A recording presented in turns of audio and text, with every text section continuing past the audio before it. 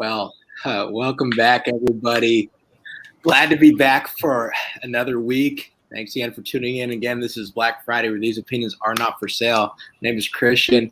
We got Chris. We got a special guest this week. We got Kiara, all the way from Kentucky. Sure do. Yeah. Hey, Kiara, feel free to introduce yourself for those people here that might not know you. Yeah. I know you at least. Right. Yeah. Yeah. Okay. Well, I'm Kiara. I'm originally from Chicago, but I go to school in Kentucky studying kinesiology, about to go into physical therapy.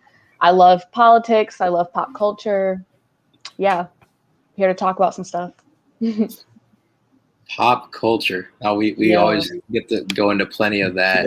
Oh, actually, yeah, I remember. Well, Chris, we're going to get into that later. You remember that little clip there with talking about Jay-Z with the academics bit? Oh, yeah. We'll get into that. That's going to be a discussion in itself. We will get there. All right. But, man, there's a lot of things going in.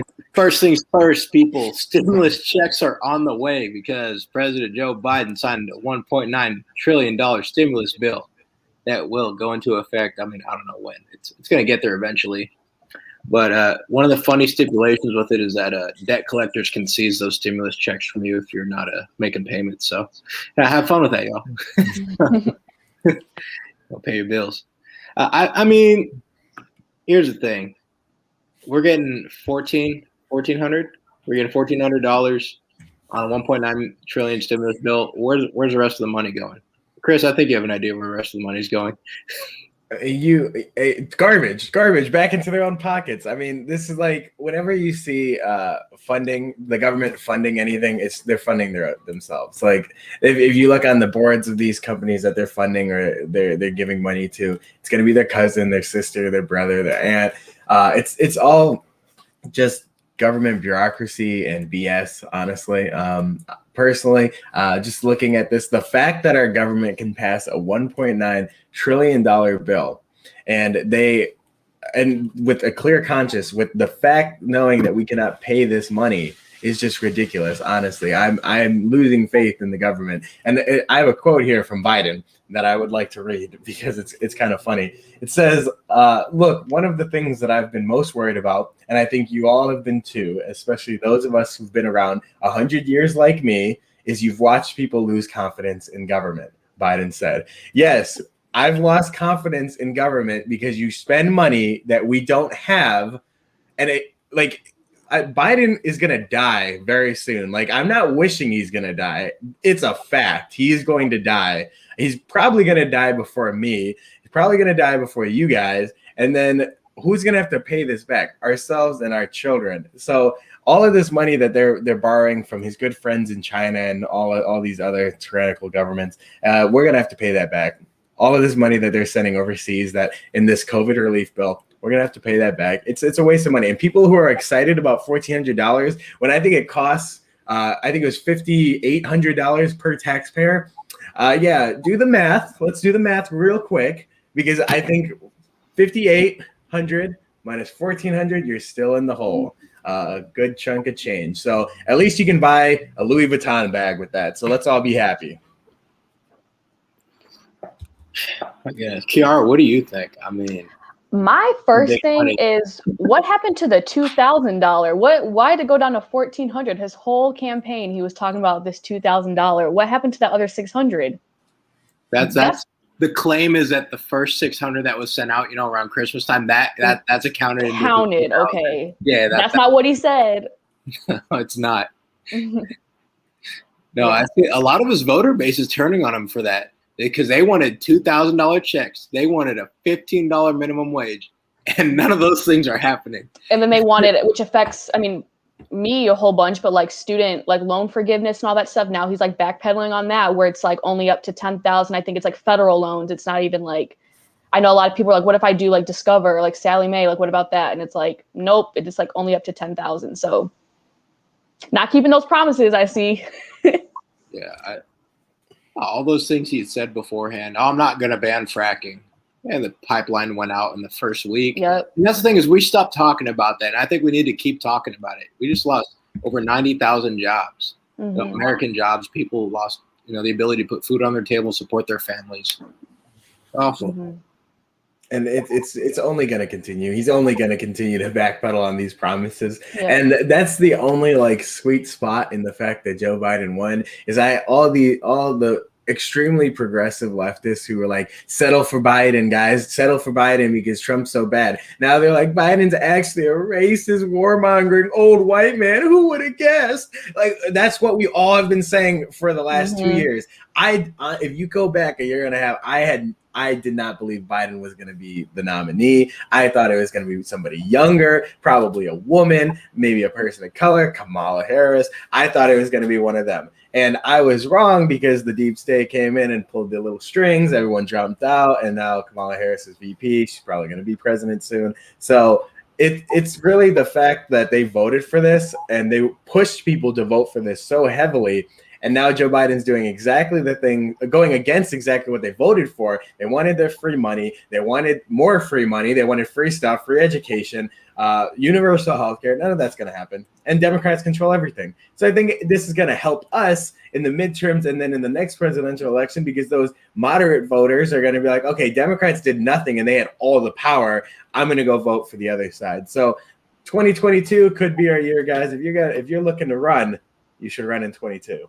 Yeah, I mean, I voted for Joe Biden, and all I got was $1,400 and a bunch of bombed up brown kids in Syria and Afghanistan. I mean, I feel bad about it. I feel bad because we actually went out and bombed people that didn't need to be bombed for any sort of reason. And I also feel bad, but I don't feel bad is because we told these people what exactly was going to happen the whole time, and they still went ahead and did it because militaries hurt my feelings. So this is what they get. This is literally what they get. This is what they get. It's what they voted for. You know, good luck with it. This one has the most wealthy percent. Disproportionate. I mean, you know, and the whole thing is, I'd say even if they were to consider it, it's still unpopular. And even though I don't really support the idea of wiping out student loans, is do it by profession. What has the highest job rate? What's actually contributing to this economy in this country? Arts degrees, gender studies, sociology, and there's a lot of the social sciences. I don't know if I'd be all totally for. You go to a prestigious school and go take psychology for 4 years, and you're a couple $100,000 in the hole. Like, I mean, come on. Yeah, it's like I wasn't gonna make it. Right, exactly. When you go into college, you know what major you're gonna do and stuff like that. So if you're gonna you cannot make a career just out of a bachelor's in psychology or sociology. You're gonna have to do like a master's program or doctorate program, really. So I mean, I think you're right. People who go in for engineering and stuff like that, I understand. But at the end of the day, they'll probably be making enough money to pay for their student loans anyways. But it's really the people that you see with these liberal arts degrees that are crying to like wipe out their student loans because you can't do anything with that degree. It kind of seems like the flip-flop on the hand of people that, didn't care, if the country was locked down or not, were a bunch of basement dwelling kids that lived in their parents' basements that didn't own anything, or the top people at the top, 0.11 whatever percent of the corporations that it didn't affect them regardless. They could do whatever they wanted. In contrast here, the same people, the kids that don't own anything when all their loans wiped out and the top whatever up there say, I don't care, it's not really affecting me, and they get the most benefit from it. So I just kind of see it as just kind of a cycle going through people that don't really care. And then the working class people like us, in the middle, and we're the ones that get stuck with all of it, and we get hosed. That's what it seems like every time.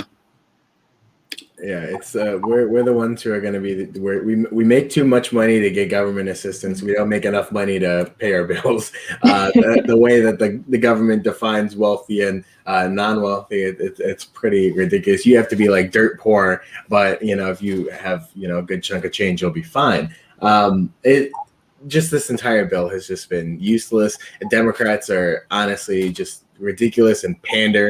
And if you look at all of the media headlines now, everything is. I saw a picture. It was like 10 different news sources all saying COVID relief win for Joe Biden. When it was Donald Trump and he put through a COVID relief bill, it was all bad. It was all bad. Waste of money. It's gonna not go to the American people. Yada yada yada yada. And the how much money of this $1.9 trillion are American people getting? It's not $1.9 trillion. It's not that. We are getting not even the majority of the money. We get $1,400, and that's only for some of us. Like, I didn't get the first 2 stimulus checks just because of tax situations and the fact that I was a dependent. And now I hope I'm going to get this next one. I should, but not everybody's getting this. So it's just, this makes my head hurt. Democrats make my head hurt. Stop spending money. We don't have money. We don't have that much money. Please stop. I'm just going to say that. Yeah, it's money. We just print it, man. The printing machine goes burr is what they say. So Exactly. You just keep printing it, and that's how it goes. And so back to the West Coast, my former home state of California, they've reached 2 million, signatures on the recall efforts to pull back Gavin Newsom and put somebody else up there. They need 1.297 million signatures verified in order for this to go through. I believe they've hit the threshold. They've surpassed it. Those are going to get verified. Now Democrats like signature verification. Very nice for them. But I want to be optimistic here, but I've seen California blow it so much that I don't know what's going to come of this. They could have a recall election and they'll just still vote them, keep them in. It's nice to see that tides are changing. Maybe other states follow suit. I know right now in Chris, in your state, Gretchen Whitmer's possibly facing criminal charges for those nursing home deaths that she's responsible for. She is responsible for. I'm saying it. I'll say it. She is responsible. So, what do you think this is? Do you think this has good implications, for across the board here, across the country? Honestly, I have no faith. I really think that Republicans and conservatives get so riled up, and they do action that some of the time they act, but it just seems that nothing ever comes to a win in these cases. I mean, if Newsom is recalled, or if Gretchen Whitmer faces criminal charges, or Cuomo faces the sexual harassment charges, or whatever's happening in New York. I mean, but then again, Democrats are on that side as well, so that could happen. It just seems like it never goes through. It's big headlines and it's news up until it reaches like that max, just the climax, and right when you're about to go back over to them getting recalled or put in jail or whatever, it never happens. I mean, Hillary was supposed to go to jail. What happened to that? What happened to those emails? We all forgot about that because who cares? I mean, what happened to? I mean, literally, Epstein did not kill himself, and we all forgot about that one. That was just a meme. It just doesn't seem like stuff happens. So I don't have the most faith. I hope something happens because Newsom, garbage, Whitmer, garbage, Cuomo, garbage. Don't have much faith in any of them to run their states properly. I hope something comes to them all where they are removed from office, by their constituents. So we'll see what happens, but honestly, don't have the most amount of faith. What do you guys think? I mean, to be honest, I don't know too much about the story going on, but just going off what you said, Chris, like I think Republicans in general, like my dad and I talk about this all the time, like they just don't, you're seeing it get better now, but like they just don't have a backbone. And it's like actually follow through with like what you're doing. Like you said, it just kind of reaches a point where nothing happens. Like keep drilling in like, the emails and things like that. Or, that's just one example, but I just feel like they never follow through and they're just too soft. And that's kind of where we got into right now. A lot of stuff that's going on probably wouldn't have been happening if conservatives, Republicans would just have a backbone and actually do something instead of being walked over like a doormat.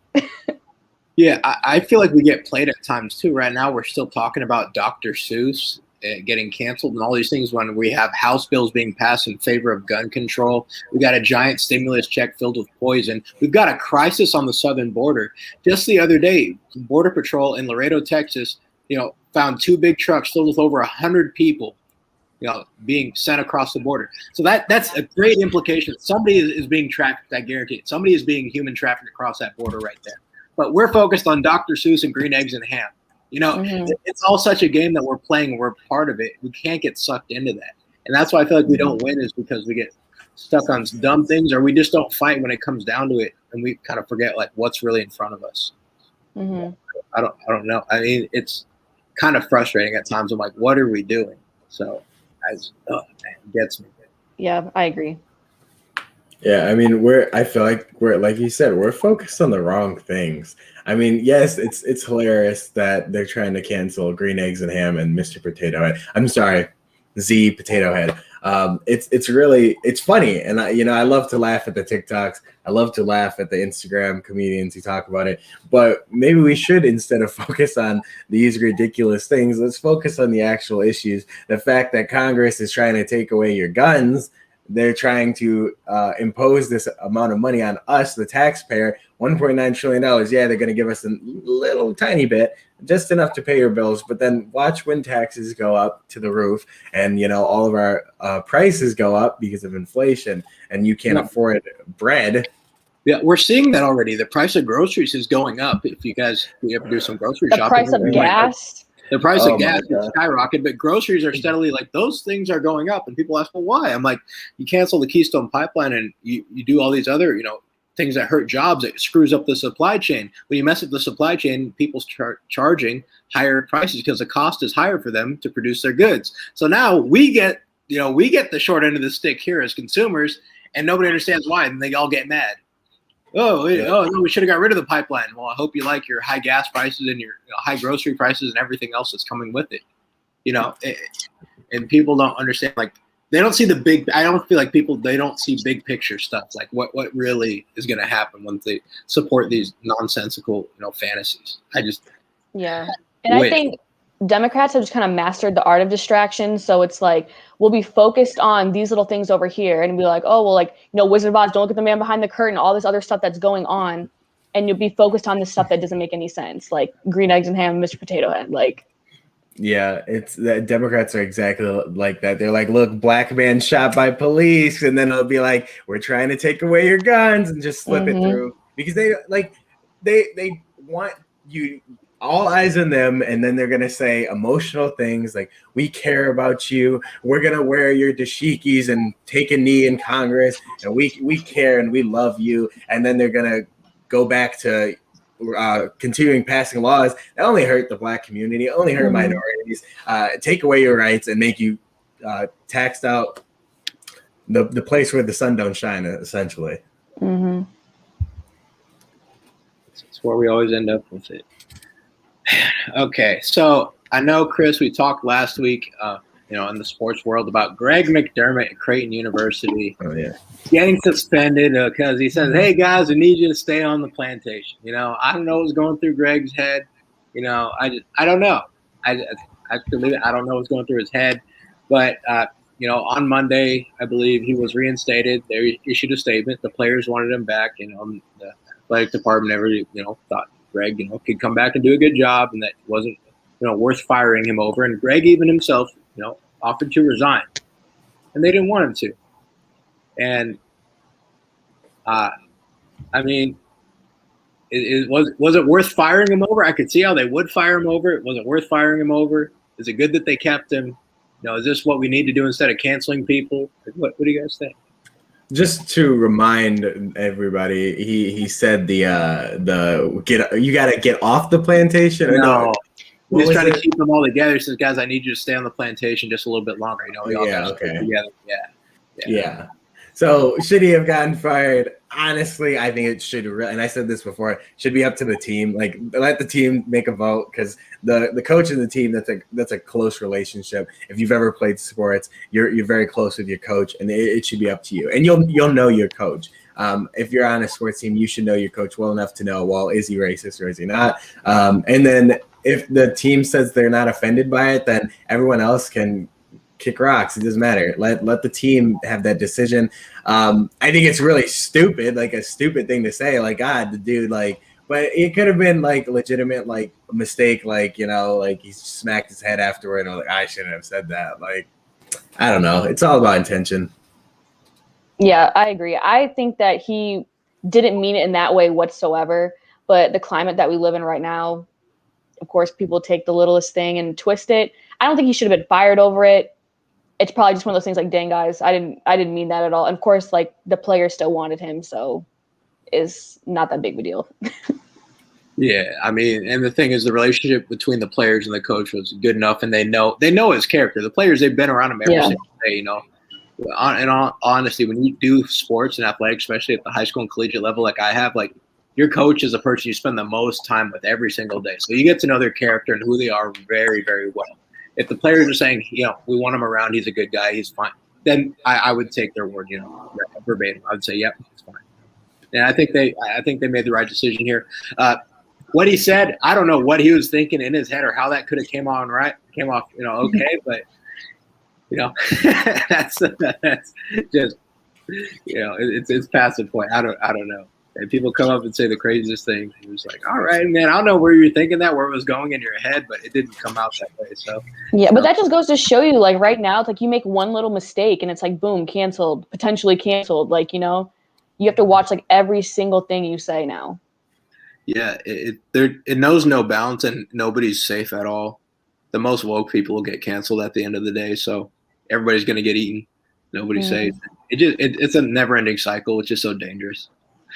And the whole point about this is nobody can learn from their mistakes and become better if you just like end them and say, nope, no, you're done now. Like that defeats the purpose if you actually want to educate somebody and like help them learn more. Like, oh, we want to educate you and teach you how to not be whatever. Oh, well, you ruined the opportunity because you said they're no longer welcome and you cast them out. So that's done.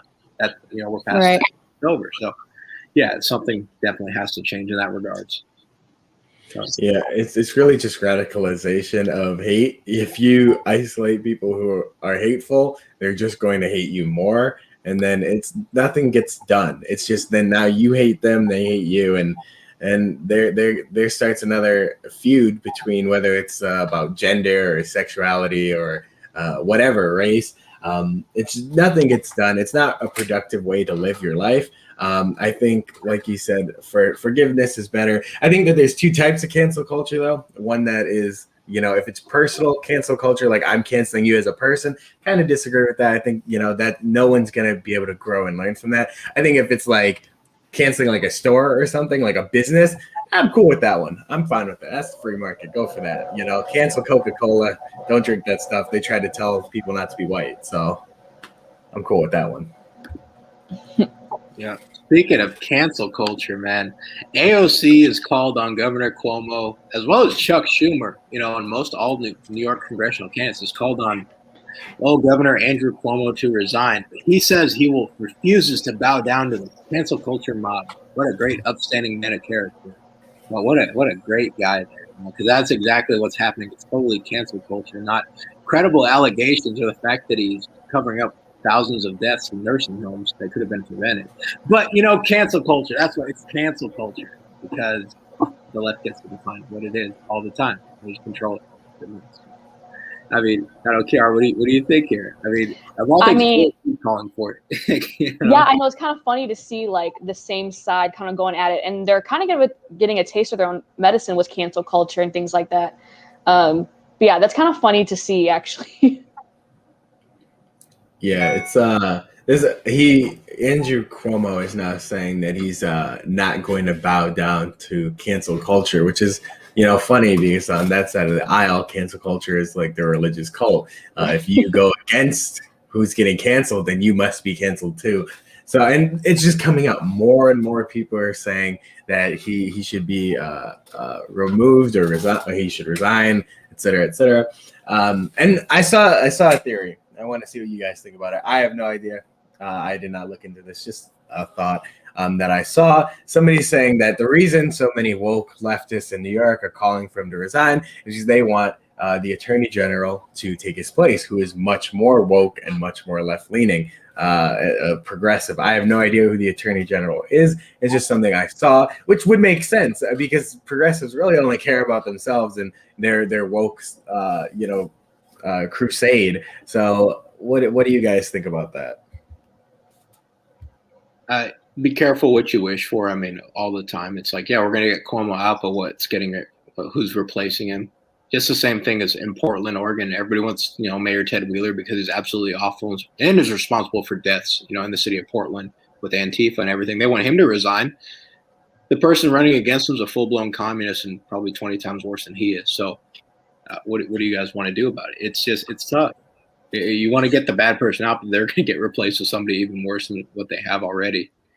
But yeah, I think at this point, I mean, what got him out here was sexual assault allegations and not the fact of actual deaths of people dying. And I'm shocked about it. I mean, I'm shocked, but not surprised, very disappointed, I should say. Not like, oh, how did I knew something like this would be the one that would get him, but it's disappointing to see that it took that to actually, oh, maybe we should launch investigations into what he's doing. It's disappointing. What do you think? And that just shows too that like Democrats, they just cherry pick. Like if this were a conservative, they found out that was, sexual assault, they'd be out in a flash. Like there wouldn't even be probably an investigation. It'd be like, we already know you're out. And now it's just showing you that they don't really care. As long as their people are in, they don't care.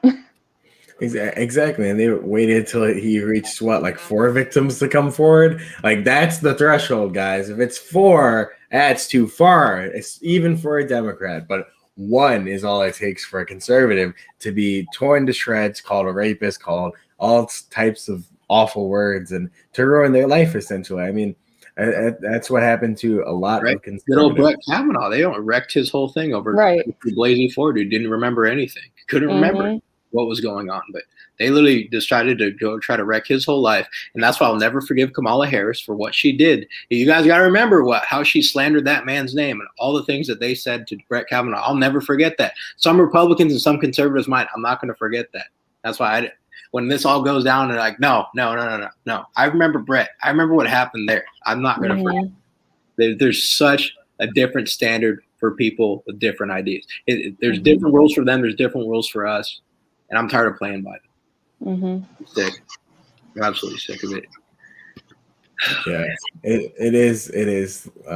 We're playing their game. They seem to be the ones making the rules. They move the goalposts, and conservatives in power are just. And this is even when Trump was president. When we had power, now we're kind of not so powerful. But before then, even then, we were fine with the Democrats saying, well, no, that's not racist now, or it wasn't racist when I said that 10 years ago. It's racist now when you say that. Like they're constantly moving definitions in the goalposts and where you can win or lose. And Republicans play the game. They continue to play that game.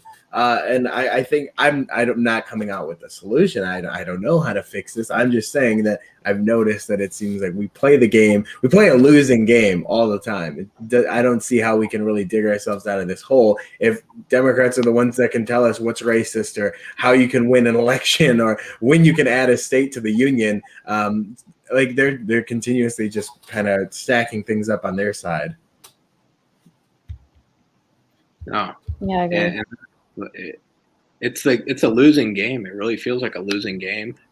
And what do we do? What do because I'm tired of playing along. And the worst part about this all is that they will unify behind whatever's going on and all lock on a solid position and fight their end off on their side. But Republicans, conservatives infight till the day they die, and we get stomped over because we're not united on anything. And then we just get divided, and we get slaughtered out.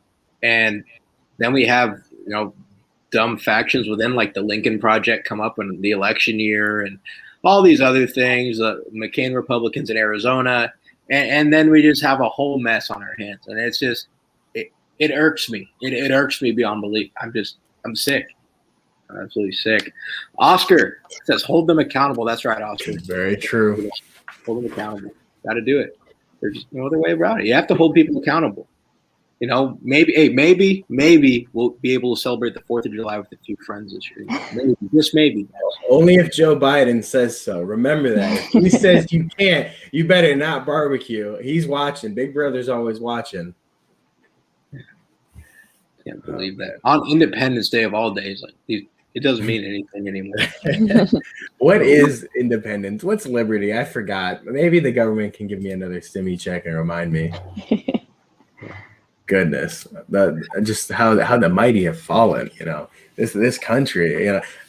It's just the fact that we've gotten so far, and it seems like there's such a divide. I don't know where we're going to go from here, and that we can't go back. There's too many people in this country who want to continue progressing to their progressive heaven or utopia of the government controlling everything, and there's too many people who also want the exact opposite. So honestly, I don't know if it's always felt like this in the political climate, but we are more opposed now than ever before. It really seems like that there's going to be a split. There's going to be the straw that breaks the camel's back, and it's going to get intense. I have a feeling. Oscar, I'll tell you in private, but I feel like my FBI agent's watching right now, so we're not going to talk about it. But we'll get to that later. How about y'all? What do y'all spend your stimmies on? I am still a dependent, so my parents get that. I will never see the light of day with that check, so it's fine.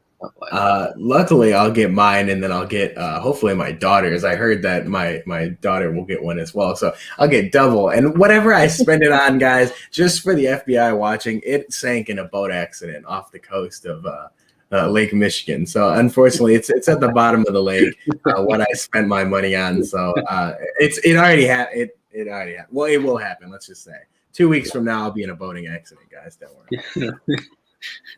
You know, that's the one thing out here in Miami, that there are a lot of boating accidents. And I want to say accidents because it's all a bunch of boats being mysteriously lit on fire, which is just a blatant insurance fraud. But that's common out here. You know, white collar crime in Miami, it's a common thing, man. People just light their boats on fire and collect checks. I don't know. It couldn't be me, but that's just how it goes out here. It's really weird. Instagram's undefeated with that stuff. It's so funny, but it's just bad, man. Okay, so Chris, we had talked about this on like Monday. I remember sending this to you on Monday, and I thought this was probably something we could have talked about for a whole hour. So I wanted to leave it at least till now. We're gonna have a time to talk about this. But DJ Academics, you guys don't know who DJ Academics is in the hip hop community. Big name. Is a lot of interviews. He's in tight circles with a lot of different artists. Most notably right now, Tekashi 6ix9ine. He's one of the two people that Tekashi follows at the moment. Only two. So you know, he's big name here. And he claims that Jay-Z uses black-owned as a bait-and-switch tactic. Now, why does he say this necessarily? It was because Jay-Z, this is just one example, is that Jay-Z encouraged everybody to get off Spotify, get off Apple Music, because it was a white-owned platform, and go to Tidal because he had a big stake in Tidal. And it was black owned, and it was made by the creators, and it all sounded great, And the reason why, and the criticism came, was because Jay-Z sold his stake in Tidal just earlier last week to Twitter CEO Jack Dorsey, And this is, it's just like a good old bait and switch here. Support black owned. All the black people go ahead and buy it, and you go and sell it off and make a ton of money, and then just dip out. It's absolutely crazy. And my biggest, I'm gonna let y'all go first. I'm gonna let y'all go because I can rant forever. So Chris, what do you think? Business wise, smart move. I respect it. But with morals and ethics, it's garbage. You're saying that you want to bring up black people, bring up black businesses, and Jay-Z is rich. He is stupid rich. Beyonce as well. They're a power couple. They have so much money, and when they're talking about support black-owned businesses, you could fund so many small black-owned businesses with how much money they have. And they're only saying to come and support their black-owned business, what they have stake in, what Jay-Z has stake in now that he doesn't. He probably doesn't care. At the time, maybe he did, but this shows it was all about money. It was all about him lining his pockets. It's scummy. Business-wide, though, it's pretty smart. Yeah, I was gonna say that too. Jay-Z, he's a businessman, and at the end of the day, it really was just money moves. But that just goes to show you how far people really will go for that check. And it happens a lot often than you think. So yeah. Academics probably right. I think Jay-Z's saying you can't bid for Hillary 2016 to be with the Tupac. That was the most low energy concert I ever saw in my life. I'm not gonna lie. That man was the most low energy concert for Hillary Clinton I've ever seen. Him and Beyonce, it was lame. It was straight lame. It was dead energy. Nobody likes that. So America's the most pro-black country, because it empowers black people. In other countries produce so many new black millionaires in the United States of America. It's true, and that's the one thing. We have the most black millionaires in the country. And the one thing that I'm still trying to get through my head is why people like Jay-Z, people like right now Dwayne Wade and Gabrielle Union, LeBron James, Why are they seen as leaders in the community when no other race or ethnicity has entertainers and celebrities as leaders of their community? Why is it just the Black community? Why are these people put on that pedestal? Why do we look up to them when they fail us so often? They're so hypocritical. They lie and they scam us out for money, especially when they're just colluding with white people behind their back and then telling us white people are evil the whole time. Why? Why? I just don't understand why. Why do we put them on that pedestal? Why is the culture so enveloped around that?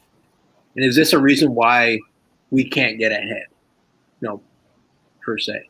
Like, why? It's a big open-ended question here.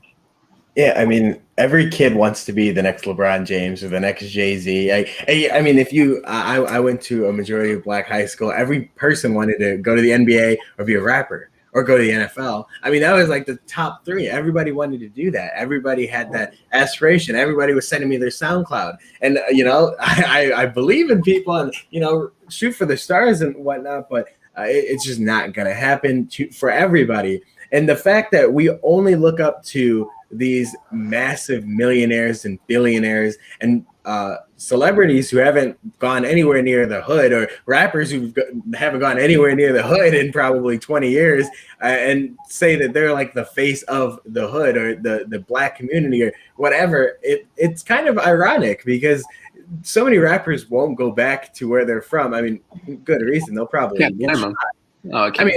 Can't blame them, but why do people still in those communities look at them as the face of the community? I mean, so many rappers will rap, for instance, Detroit. They're never going to come back to Detroit. They're never going to, and good reason, I understand, but why do we in the community say, oh yeah, Big Sean, he's number one, he's our guy, or Eminem? They're never going to come back. So it's just kind of like again, open-ended question, like you said. Yeah, and even if you do come back, I mean, look what happened to Nipsey. Like, he spent so much time in his community and dies in his community. Like, it's just crazy to think. And then, like 2 Chainz album with like how it is, like rap or go to the league. You think that's the only two options there is for, the Black community. But you look at people like Ben Carson, like Condoleezza, like if you do that, then you're a sellout. And I think it has to do all with Black culture. That's really what it is. 100%. Why is it shaped that way? Why is our whole value of success looked at how much we degrade women, or how many drugs we can sell, or how much, whatever, just lewd and lavish things that we do, or how many albums we sell? Like, why is that looked at as a pinnacle of success? Why is that the only way that people think that they can make it out of their community? Like Chris is saying, like, why they got to rap or they got to be in the league or to get out? Why is that the only way that people think they can get up and out and make something of themselves? And the reason why those people don't come back in those communities of artists is because they know there's nothing good there for them. And I can't blame them for it. It's tough. And rest in peace, Nipsey. That was just awful in his own community. Yeah, it's a good question. Why in the Black community do we have such low standards for being Black? I mean, I'm sure we've all gotten you talk so white. Why do you do that? That's so white. Why is being successful white? We've talked about this before on the podcast. I used to get that all the time. Why is being successful white? So many people are like, man, you studying? You so white. Like, what? I want to get an education. Like, that's white. I want to bring myself up out of get out of this community that's holding me back. I want to improve. Why is that seen as a negative in the Black community? I feel like we really need to empower young minds. Also, struggle. It's always got to be some sort of struggle. If you ain't struggling, you're not Black. Like, that's what it's got to be, some sort of big struggle or something. And then you have people faking the struggle to make sure that they look like they're Black. People that don't actually struggle, then they go ahead and got to do it to be extra Black. They act like they struggle. They didn't have to. Drake, even though I love him. But dude, you did not struggle. It's because honestly, the Black community has a victim mentality. Yeah. If you don't have that victim mentality, if you ain't, oh man, how many times was your lights off? It's not a competition. My parents paid the bills. Like, I'm so sorry. Like, it shouldn't be a competition about that. Like, people, and I feel for people who really struggled. I do. I feel awful, and I want to empower you to get out of that situation so you can live a better life for yourself and your children. But the fact that we have to compete with each other on who struggled the most, that's not a badge of honor. Let's instead compare each other to where are we now? What have we done in the in-between? That should be where we compare ourselves to each other, instead of saying, well, when I was a kid, we didn't have heat. that's unfortunate. It really is. Yeah. It's just what constitutes blackness now? That's the big thing. What constitutes? Is it the struggle? Is it the way you talk? Is it the job that you have, your occupation? Is it your political views? Is it the shoes you wear? Like, is it the music you listen to? What is it? Is it the school you went to, your education? Is it the crimes you've committed? Is it like what is it? Like, what is the defining factor here? And I noticed compared to a lot of my friends, because I do like hip hop, I like rap music, I like the culture and all that stuff. Not like the bad things of the culture, but I like the music.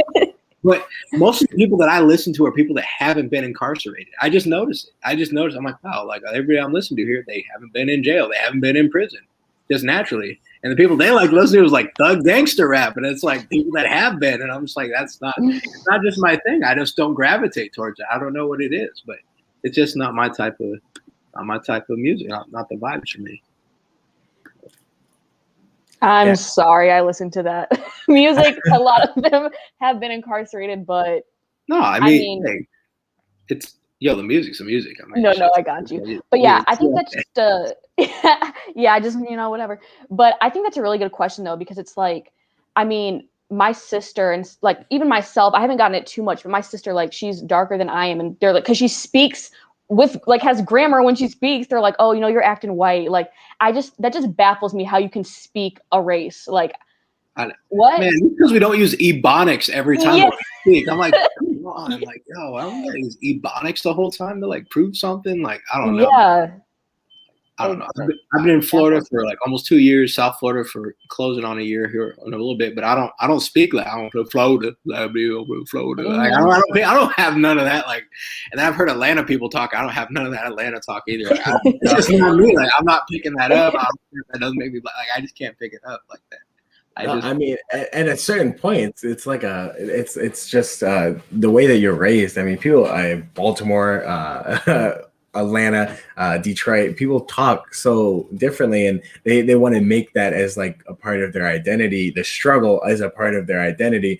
Like, it doesn't have to be that. And just like Oscar's saying right here, I think a lot more Black people do need to adopt an American identity. I feel like if Americans just said we're Americans rather than what color we are, I feel like we'd be in a lot better country. We'd be able to relate to people more often instead of saying, oh, they don't have the same skin color as me. They don't know what my life's been like. And it's not like that at all. You don't know somebody based on their skin color. And that's like the one thing that unites us as being American. Like, you can be, white, black, brown, purple, green, but like at the end of the day, like, we're all Americans. And I think we've kind of lost sight of that. Yeah, I really feel like we're missing that. I really feel like we are. It's just like, why are we supposed to love America when America don't love me? Doc Rivers says that, in June of all things. I'm like, that's a great way to bring everybody together, Doc. A way to just, stir that unity up in there. Way to bring people back to, we're supposed to love America when America don't love it. Like, really? I mean, the most Black American millionaires in the country, the only place you can go and make something of yourself off the top, like, it takes other countries, people don't do it. It takes generations and generations and generations. People are getting out and doing it within one generation. They're changing everything for themselves and their family and all that. Getting changed like that. Only in America. Only in America. And that's the whole thing. They see themselves as Black, and I don't know how many people see themselves as American. They say, I'm Black. Okay, well, that's what? Because you're not African, right? That's because you're not African. You're Black. Okay, so you're Black. That's here in America. Black people. Okay, that's American. That is an American identity here. That is an America. Okay, that's American. You don't say I'm an African. No, because I've met African people and they're now Black and they don't claim to be Black. And a lot of them don't like Black people. It's surprising. People are like, what is that? Like, they don't. It's different. It's culturally, it's a different thing. Black Americans are different than any other sort of African out there.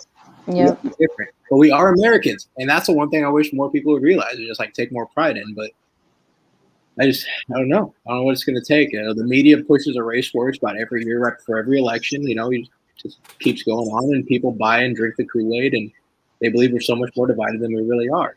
And it's terrible.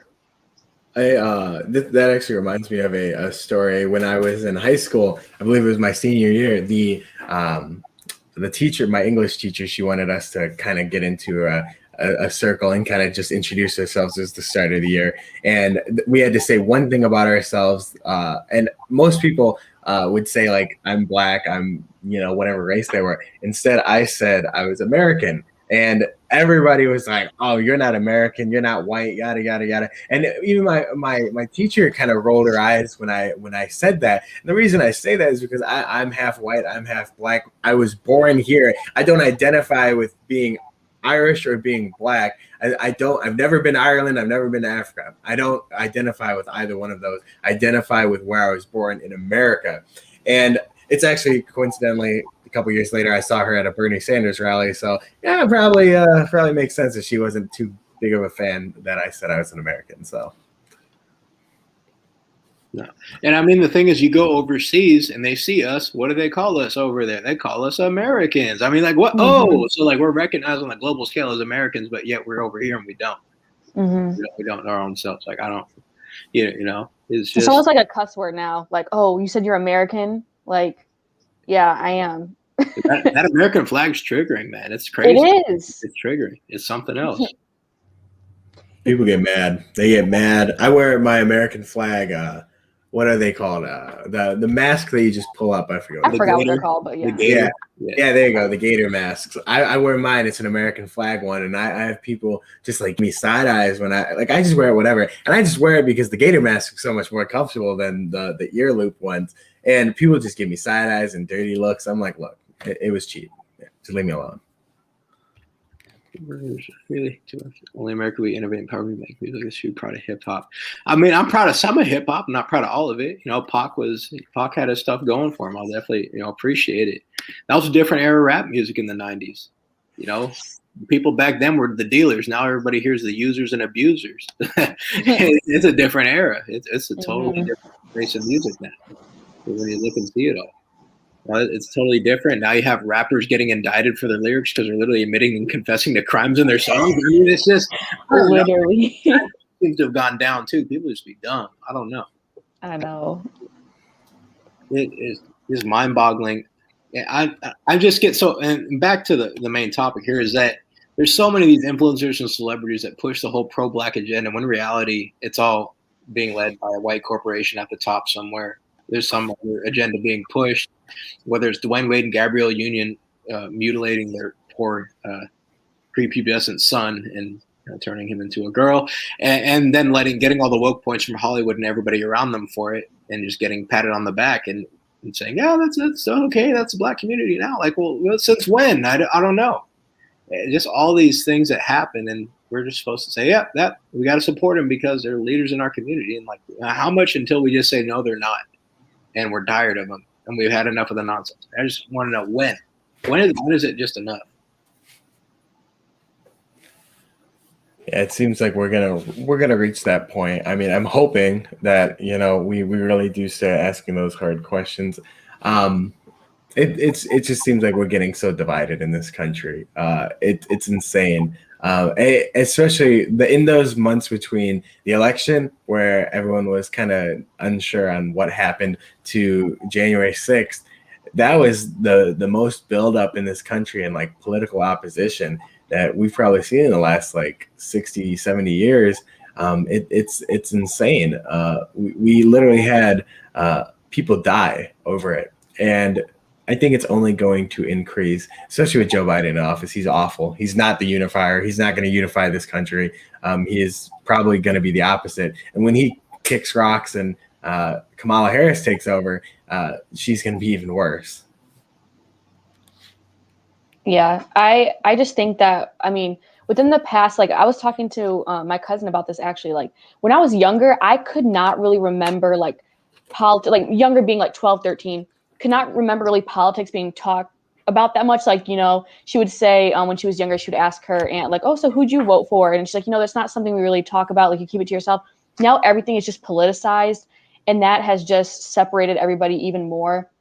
I mean, you cannot do anything without, politics becoming involved in it. And I think that, like I said, it's just separated us even more.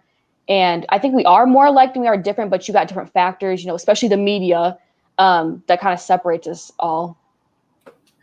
I had a question for you following up on that, Kiara. Do you think us not discussing politics back then in the day has led us to where we are now? Do you think it's a consequence of it? Do you think we should have been, more open about politics back then and encourage more civil discussion, more discussion then to avoid where we are?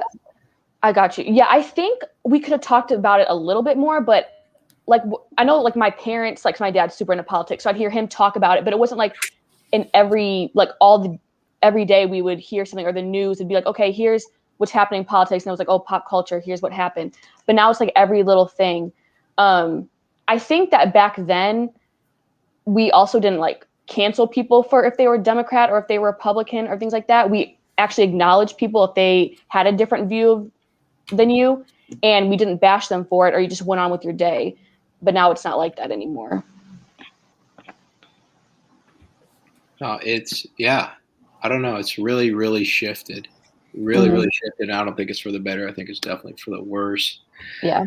Gosh. Chris, I know this next topic here. This latest Georgia Senate poll has Herschel Walker taking the lead and beating Raphael Warnock. I mean, I know we're only a few months in here. We've got a long ways to go before 2022 and Warnock's up again for a re-election bid, a run. So this is interesting, man. I mean, what do you think here? Do you think? I mean, he gets an endorsement from Trump. Do you think he just takes it over the top? Do you think it actually gets the job done? Like, what do you think? I mean, two things have to happen, and we've talked about this: election integrity. We need to make sure that these elections are secure. Georgia was a fishy state. The way that they were running things, it was just you could smell it from Detroit. And then two, Herschel Walker. I mean, he could be a good candidate. I mean, he's not extremely old. He's 59 years old. He's a black man going against Warnock. I feel like it really could happen. I mean, Republicans did not do exceedingly well in Georgia, which this is the first time since, what was the last time there was a Democrat in Georgia? I think it was in the 80s. Somebody can correct me if I'm wrong, but I mean, that'd be Omar. That's Omar. Yeah, there you go. Omar, correct me in the chat, please. And that's the thing. I mean, I think we have a chance to take it back. I just, it's going to have to be a strong 2 years where he's campaigning and doing well, and probably going to need that endorsement from Trump. And I hope he has no controversies that are hiding that they're going to bring up. But honestly, what they always say is they're racist. What are they going to say about him? So we'll see what happens.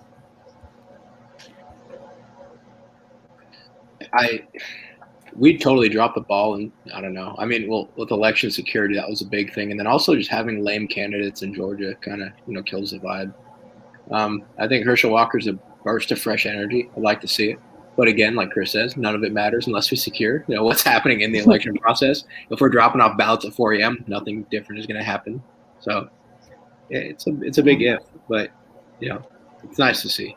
And his son is like super vocal too. So Christian Walker, yeah, I think I saw him at Senate. Yeah, he was there. Mm-hmm. He's very vocal on TikTok. He has a lot of hate, but he's on point with everything he says. But of course, you get people sell out, Uncle Tom, blah blah blah stuff. But yeah, it comes with the territory. Yeah, it really does. At this point, it's what we're just in. expect it. It's what we're at. It's it's how you're doing something right. Honestly,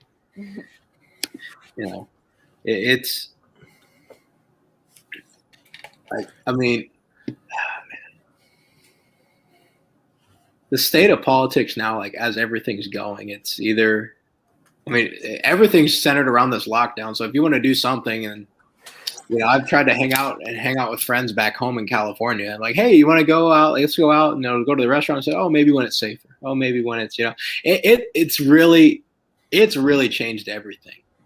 It's not even safety anymore. It's all politics, political gain. If you don't support it, you're against them. But they want unity. But unity means shut up and take it, or else. And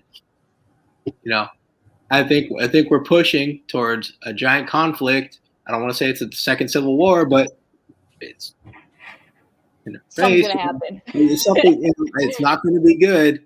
It's really not going to be good. So that's all I'm thinking right now. It's unity's not happening anytime soon, and we're heading down towards something about to explode. Yeah, where we're heading, honestly, and I'll let this be somewhat of my final thoughts so we can kind of discuss this. I think where we're heading is not going to be good. I feel like it's only going to get worse. The political divide there, you can't continue to bash each other on both sides and expect that to bring us together. People on the left continuously call people on the right Nazis, racists, white supremacists, and such. You're only going to drive them further to the right. People on the right call everybody on the left communist and socialist and etc. It's only going to push them further to the left. It's only going to further this divide, and we're not going to see true unity. We're not going to see where we can come together and actually work together as Americans, unless we have some sort of a common enemy where, I mean, we've seen that happen, 9/11, anytime we actually go to a legitimate war. I say legitimate because, something that's not about oil and bombing brown kids. If we were able to have something come together where we could work together as a country and unify us, then, that would be great, because we do need that. We need something to bring us together. I'm not saying let's go to war. I'm saying it'd be pretty nice if something could come together or happen, or someone could come to head and really lead us back into unity, because any mainstream Democrat right now is not going to do that. As much as they say that, they're not going to do that. And it's going to get worse. I don't have high hopes, to be honest. I don't want to sound all doom and gloom, but I don't have high hopes that we're going to all come together and start singing Kumbaya. Yeah, I mean, I kind of feel the same way, especially when it's like you want to have a conversation with maybe someone who has a different opinion, but it's like we can't even have those conversations anymore because they shut you down before you can even start. And I think I said this before, but I think the media has a lot to do with that, because people just read, the headline without reading the rest of the story anymore. They let social media, Instagram, whatever, Twitter, tell them their news before actually going to research it for themselves. And a lot of the time it's not even the truth. So I think we're kind of going in a really bad direction, which is really sad. I still have a little bit of hope. Maybe something will happen, but, conversations do need to be had. But I just think it's kind of, hard at this point. Only time will tell. And we'll keep talking, keep discussing, keep having these discussions, open forums, and hopefully we get some headway done. Thank you, everybody, for tuning in. This was another episode of Black Friday. If you feel so inclined to donate and support us, please shoot us a message. Let us know. These things aren't free, and we definitely appreciate all of it. This is a great week. We'll see you again next week. Y'all have a great rest of your night.